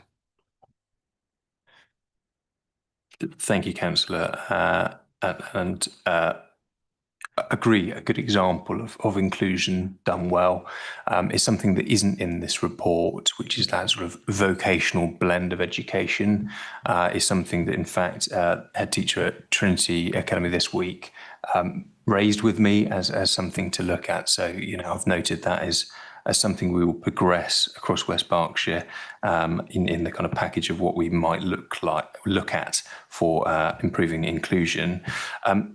On the point around COVID and the downward trend, look, it's very difficult for us to still fully recognise what the impact of COVID is. But look, you know, downward trend. Yeah, I won't comment any further. It's a very complex picture. Thank you. Thank you. And across our schools, we're seeing some really creative packages that are being put together to best support young people. So they're able to use alternative provision.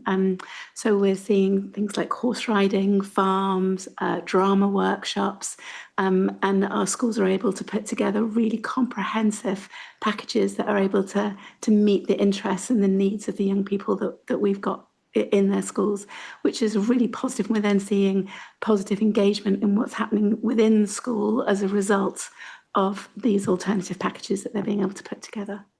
Thank you. That's good to hear. I think we all need to recognise that not everybody is going to be academically brilliant. So if your thing is to be more manual in what you do and that gives you your achievement, then it's definitely an outlet that I think everybody would look to support. But thank you, that's useful comments. Thank you, Councillor. Ms Daly. Can I just revert back to that point around the use of AP? Through some conversations with parents in schools, lots of success stories like you mentioned are happening through the use of AP. In terms of statistical neighbours and other local councils, is the use of AP increasing in our primary schools? I'm talking from a primary perspective rather than a secondary, or again, does that come back to a funding issue, particularly if that child has an EHCP? If I may, we'll take that one away just to understand the statistical neighbours point and to get a better understanding on the data. I think anecdotally, over the last few years, we have seen more primaries using AP. The difficulty is sometimes understanding whether that is entirely a positive thing, and hence there's a need for a quality assurance framework around AP. And so something we're looking at in West Berks will be to make sure that we have got that pathway which we are assured with. So that's an action that we're looking at the moment. Thank you. I was wondering if you had any information about the communication that happens, if there is any, between the families of pupils who face permanent exclusions or at risk of being permanently excluded, especially kind of as there is that transition to iCollege. I think that support from family or these pupils having some kind of figure who is able to guide them and are able to kind of help support them through that transition. I was wondering if those pupils if you made sure that those pupils had anybody like that, whether it's checking what their family life is like, and if not, providing them with an alternative? It's a really great question, thank you. Once a pupil is permanently excluded, 5 days after they've been permanently excluded, they will, it's then the local authority's responsibility to be providing education. As soon as we're notified of a permanent exclusion, the exclusions team will contact the parents to be able to talk them through the process, help them to understand exactly what will happen going forward and how that will work. Then iCollege will reach out to them to arrange an initial meeting for them to go in and to meet with the staff at iCollege and to prepare for that reintegration into iCollege. So they're carefully supported at each step along the way. Thank you. I have a question around the graphs, really. And when we look historically, in West Berkshire, compared with other authorities and the national picture, our statistics were quite erratic until we reached COVID, and then it's gradually been on the up. And Councillor Codling, when you took responsibility for this portfolio 3 years ago, you benefited. Your administration benefited from a strategic investment that previous administration made in education and SEND. So you've had the advantage of that investment that was made for the past 3 years, yet the numbers have steadily risen. So, and when I look at this paper, the word that we keep, and members I think will agree with this, the word we keep seeing is capacity. There's insufficient capacity in the system. So, Councillor, what will you be doing to encourage or demand greater investment to bring those numbers down? Thank you, Chairman.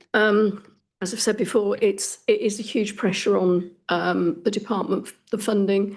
As I've said on the previous paper, I will take this away to the executive and we will look at this again. We have looked at it over the last couple of budgets. It's very difficult to find the funding sometimes, but the evidence is there. We're going to have to look at it again. I will be working with the executive team on this. Thank you. Any more questions for officers or councillors? I guess my last point is, or really brief response, are we confident that we're reducing the level of exclusion, or is it just being managed?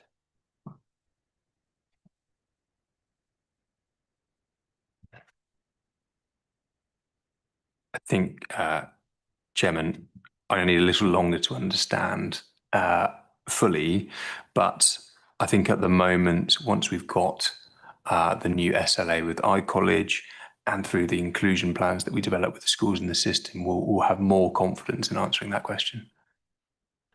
I won't press you, Mr. Manham. Thank you so much. Ms. Dodds. Thanks, Chair. I think from my perspective, there are some parallels here with the earlier conversation. And I think it's important to recognise that at this stage, obviously when a child is not in school, they're not going to be necessarily achieving their very best outcomes. So I think part of the response will be aligned with the work that we do around outcomes for children and what that looks like, and referencing what we've been asked today about root causes. I think there are correlations here with the SEND and education reform. There's correlation here with Best Start reform and family hubs and what that looks like. There's also correlation between Family First partnership and what we're doing around creating healthier, happier, more resilient families and how they will also respond to this. So there are a number of competing it feels like they're competing some days in my head. There are a number of separate government transformation agendas that we're competing with currently that will align to deliver some of these outcomes and answer some of these questions. And I think it was a great question for Ash at the beginning of week 3.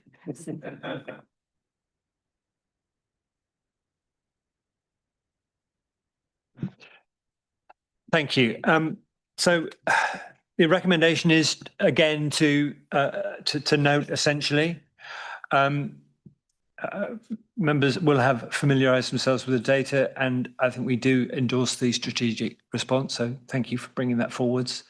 Do we have any actions? Perhaps we could, as this paper is so closely linked to the previous paper, perhaps when you come back, Councillor Codling, you could tell us about progress on exclusions. Is that okay? Anybody else have any proposals for actions? No. Thank you. So let's move on then to Best Start. And Councillor Codling, are you going to present again, or are you going to leave it to Mr. Raitt? I'll start. I will ask Mr. Raitt to do the heavy lifting on this one. This one, I think, actually will have an impact going forward. This is a long-term plan. It's something introduced by government to expand the work of the family hubs into the Best Start. And this strategy sets out what we're going to be doing, and it will help families in that early stage, pre-birth and through to starting school. So I'll hand over to Dave at this point. Thank you. So the plan that you've got before you essentially is our strategic ambition of what we're going to try and do with our partners over the next 3 years through to 2028.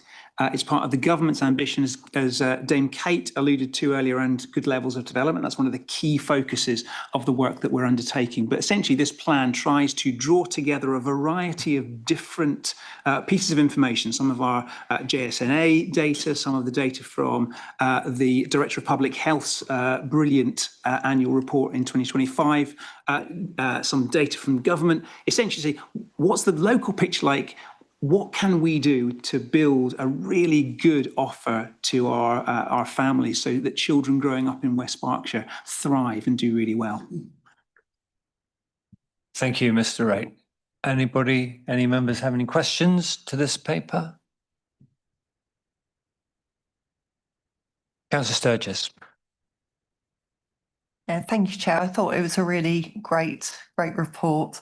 I liked the fact that it was a universal model as well. I thought that was really positive. The question I've got is about the targets that have been set for 2028. And I know it says these are aligned with national Best Start in Life ambitions. The target for reducing inequalities is still under 50%, which seems a real shame, particularly given the discussions we've been having this evening. Do you think West Berkshire could push to improve on that number? Thank you for the question. Those targets are actually set by government. So they're the government's targets. I would love to exceed them. I'd love to be better than that. So what we will be striving to do is not just meet that, but exceed it if we can. But certainly the articulated target is the target that the government have set for us to achieve. Councillor Colston. Thank you, Chair. Yes, I've just got a question about the funding. So we've got just over £500,000 a year for the next 3 years. Do you feel that that's enough to deliver on the plan? Thank you for the question. One of the things that we found with government is that they keep on releasing new bits of information, new data and new guidance. So since this report has come out, there's a further update. And so our allocation actually has increased again, which is very welcome. Right. There are greater requirements, but there is an increase. But it's essentially that 500,000 looks over the course of each of those years to be about between 150 and 200,000. It varies year by year, more. There is a focus with that additional money around healthy babies and around supporting children with additional needs in that space. I'd always like more money. If you compare the financial package that we've got for Best Start with a previous iteration around Sure Start, we're getting a lot less than that, but still it's very, very welcome that there's a government commitment and there's a focus on this area. So we will use that as effectively as we can, but I'd always like more. Councillor Drummond. Yeah, 4.7, 4.8 and 4.9. There's no figures there, but can you tell me how many parents miss getting anything like that done?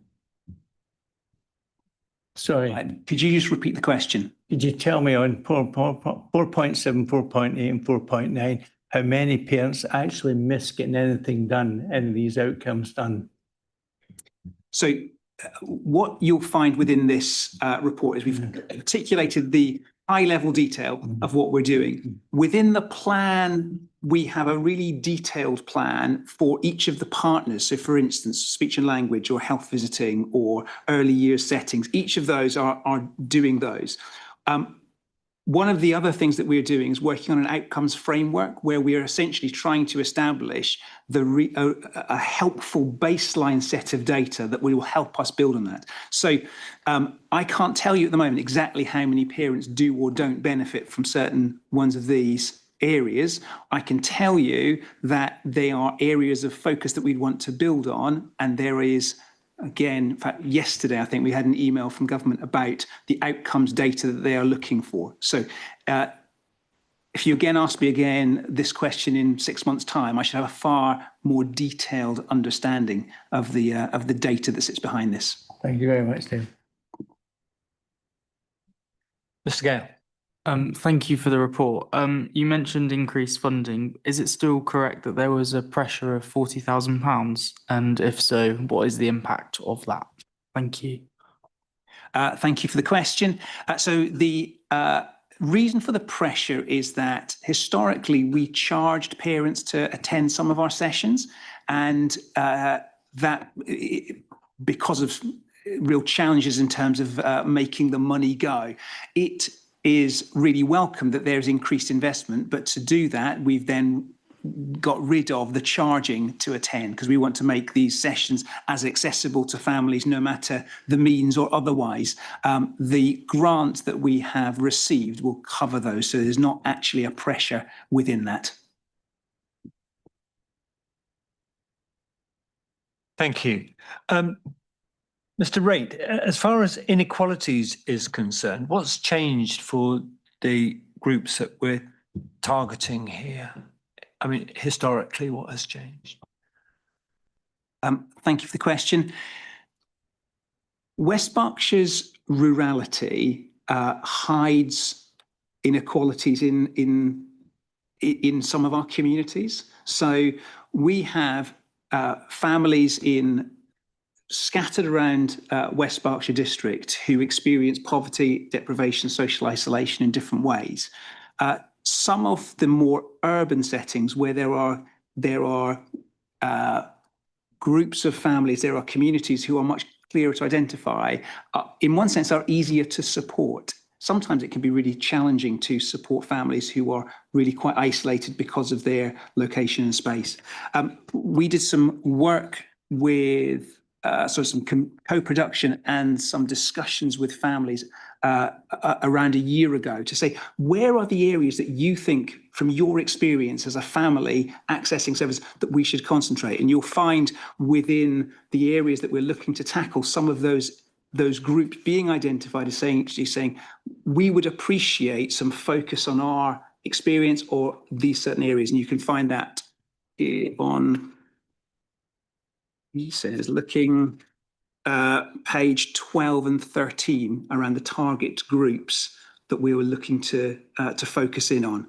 And those are both come from the data that we've got, but also the practical experience of families who live in West Berkshire. Does that answer your question?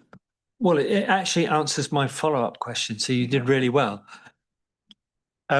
Because my follow-up question was going to be around rural access entirely. I represent a very rural ward, and you're absolutely right. Some of those deprived communities are really hidden, really difficult to find, and I sometimes despair that the focus in council tends to be not necessarily the focus, but Thatcham, Newbury, and to a large extent the eastern wards dominate are the most demanding areas, and sometimes council doesn't quite get how difficult life can be for people in the outlying areas.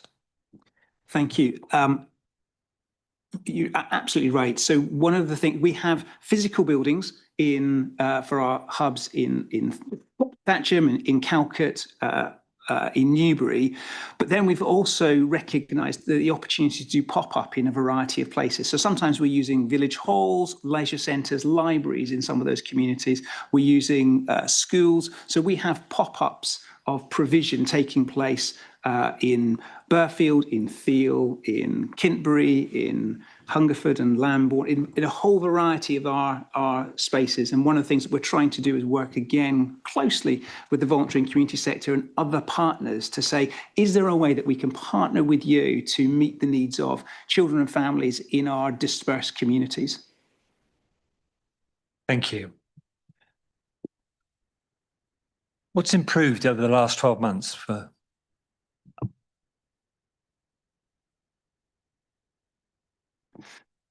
The Best Start in Life essentially went live for the government on the 1st of April. We have been fortunate that we've had an existing family hubs structure that we've been able to build on. Some areas haven't had that. So we are, in one sense, at an advantage already because we had a family hub network.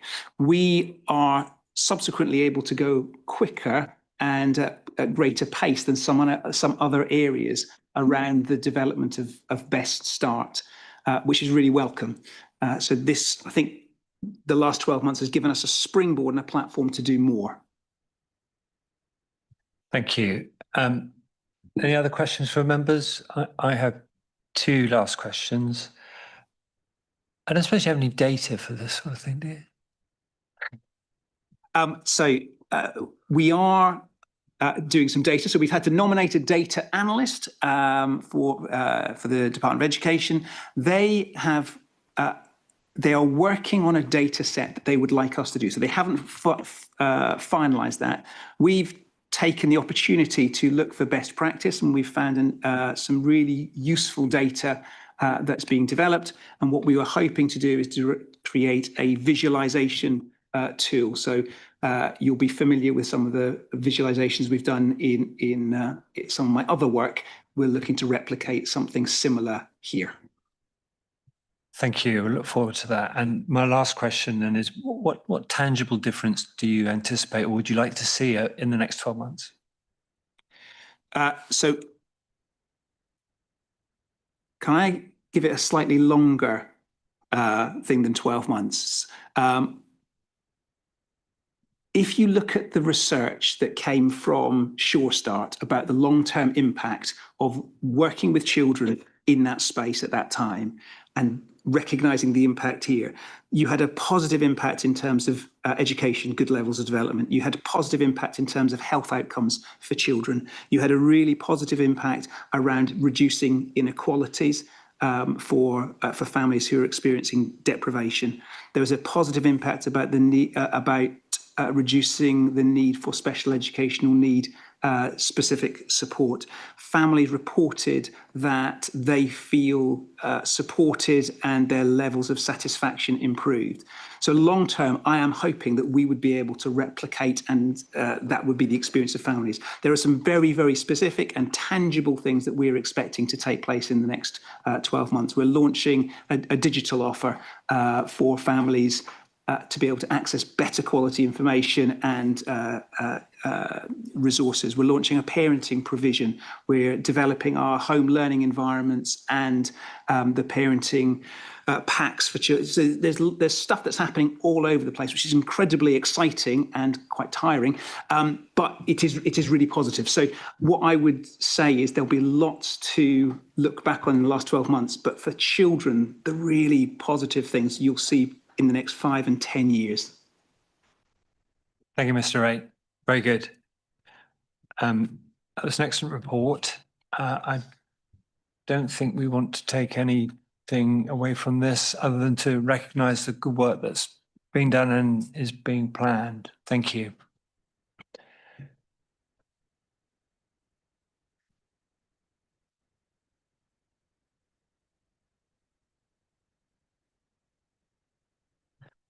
Yeah, just to say that the 4 plans published there, our next meeting is not until June, so it's really only the items that are going to July and September. We have incorporated some of those items within our own work programme, which we will be discussing shortly. But if there's anything extra in there that members would like to see, then please let us know.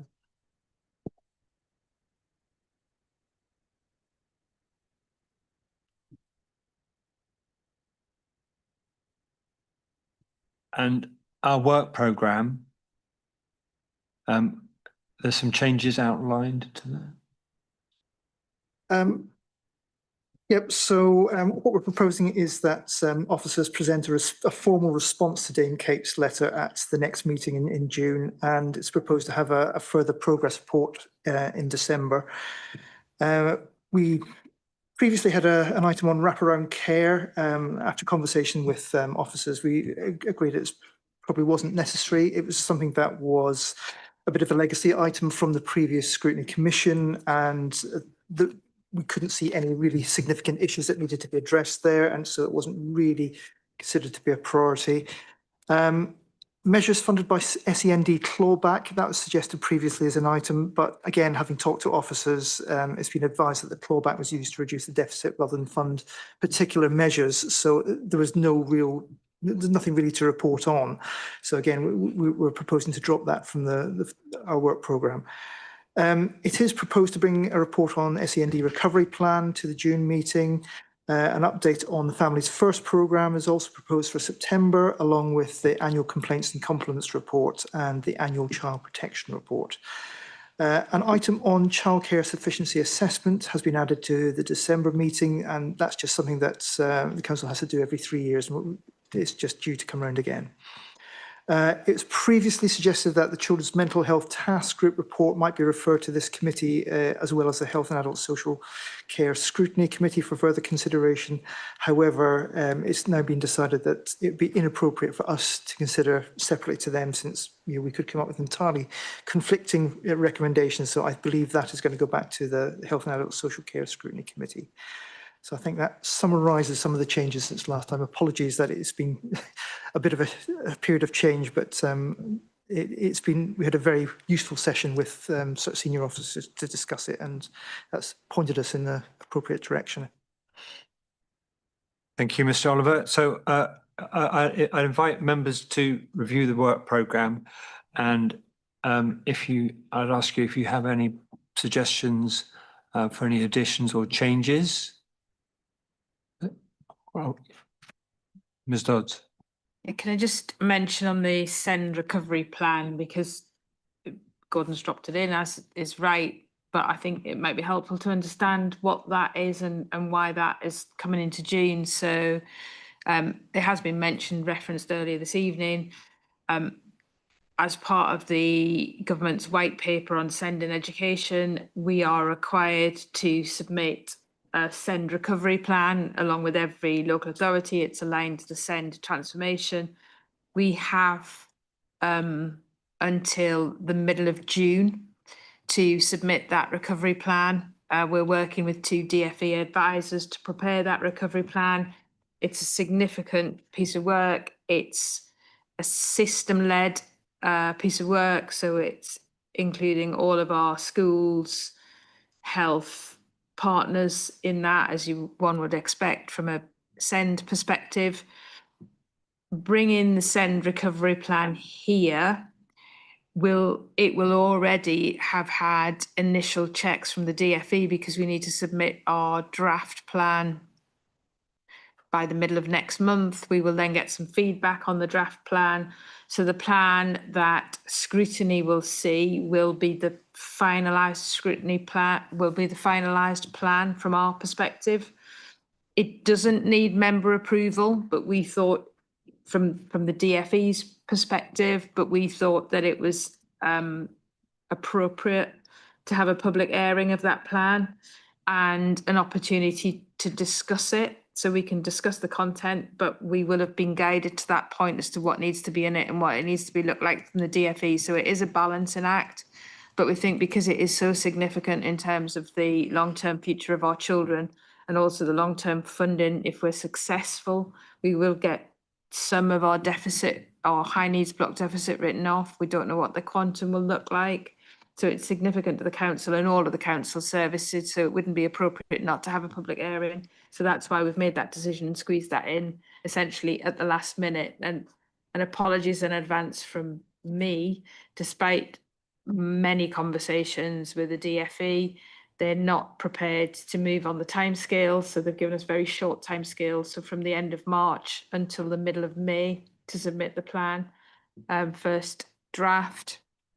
So we're challenged in that space at the minute, and it hasn't afforded opportunity for colleagues to appropriately co-produce or appropriately engage with members in the way that we think is right and proper. But that challenge has fallen on deaf ears, unfortunately, with the DFE, but every DCS in the country is having the same conversation as I am now and pushing back to the DFE about the legitimacy of a co-produced plan when you don't give appropriate time to co-produce, and a plan that will largely hold in its hands the fate financially of many councils, but it hasn't had the opportunity to go through full democratic decision-making processes. So we are where we are, and we will do our best to ensure that you're engaged and you're cited as that plan develops.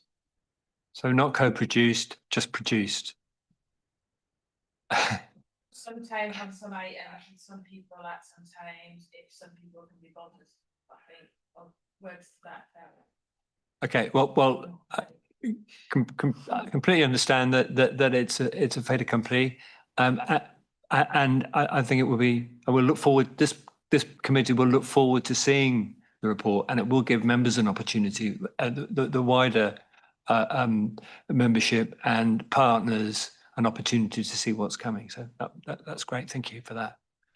And Gordon, that'll be Emma Ferry. Councillor Taylor. I'd just like to go back to comments that Mr. Oliver made concerning the mental health task group. I was a member of that task group, and I think the report was completed around July of last year, if I recall, and it just seems to have found, I know we've discussed it briefly at previous meetings of this group, and it just concerns me now that I think you said it's been referred to another committee. I mean, that, to my mind, was all about children and young people. Berkshire Youth have done for presently rather than individual sessions, and I feel quite frustrated that it's taken so long for that report to be further considered.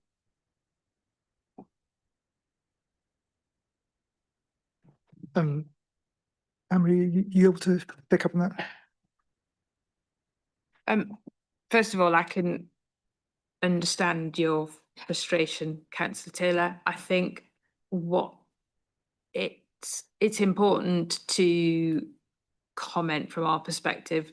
When the response was initially put together, the funding and the service that was available to deliver the recommendations that the panel had made, at the point at which the report was written, the ICB withdrew significant amount of funding from the emotional health and wellbeing services, and therefore how the council were intending to respond at that time was not, we didn't have the capacity or the availability of resource to do the things that we had said we'd done, because at the same time it coincided with the ICB removing funding.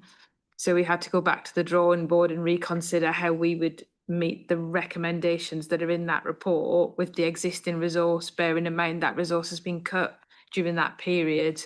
So it was also at the point at which the original report was written, we ran the mental health support teams in schools, and again during the course of the response being put together, the ICB withdrew the running of mental health support teams from local authorities and put the running of mental health support teams into Berkshire Health Foundation Trust. So a removal of funding and the recommissioning of services that which were expected to deliver on some of those recommendations were not in our gift.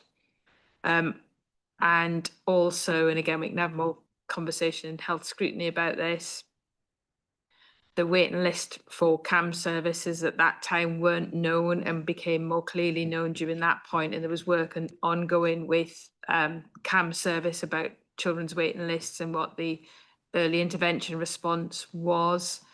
But again, the early intervention response was moved in terms of the shape and the form and the availability. So actually, we could have responded some months ago, but the response would not then have been legitimate by the time we come to enact the actions. So it has been rewritten. It will go to exec imminently, I think within the next week or so, certainly the next exec, and the decision in conversation with the chair and with Gordon, it had come out really of health and health scrutiny, and therefore it'll return to health scrutiny. And I think from memory, chair agreed to attend that meeting, so that there was some overlap, and I think there is some overlap with the health scrutiny. So we can, I think, Gordon, when the paper has been available, we can make that report available, or the minute to health scrutiny available as a to be shared with this committee if colleagues would think that that is more appropriate.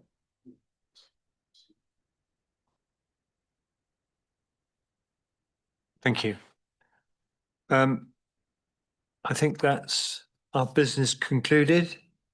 So thank you everybody for attending, and would you remain seated until the Zoom host is finished? I close this meeting.